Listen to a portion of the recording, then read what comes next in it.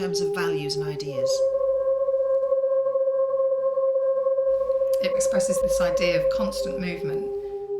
It represents mobility, revolution, the infinite and universal flow of energy.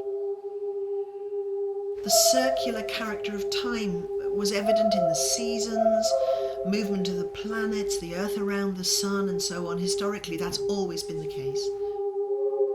It's always been a symbol of the natural world.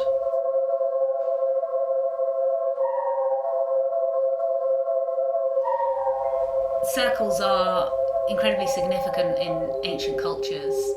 They were drawn as protective boundaries.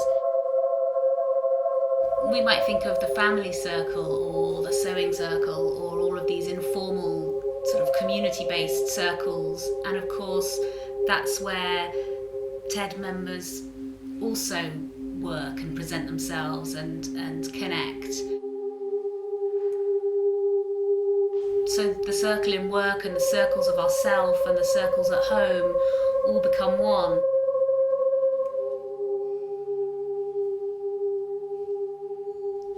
A circle for us represents a kind of bounded form, like a focal point, the centre of gravity around which everything clusters and revolves.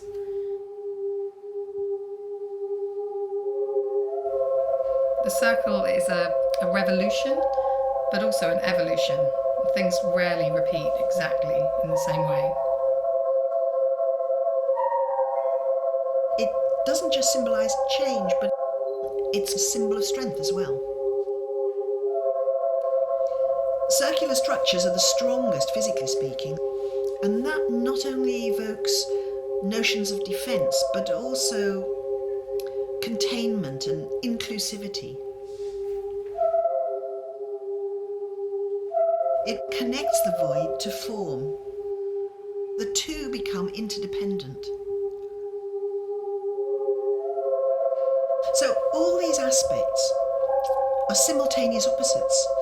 They're in tension with one another. And in discussing TED's research practice, these ideas recur and they resurface with different aspects coming together in various combinations and at different times throughout the development of TED. The circle actually implies completion, but it's the incomplete circle as another interesting concept that we consider in TED research. Everything can open up to something greater.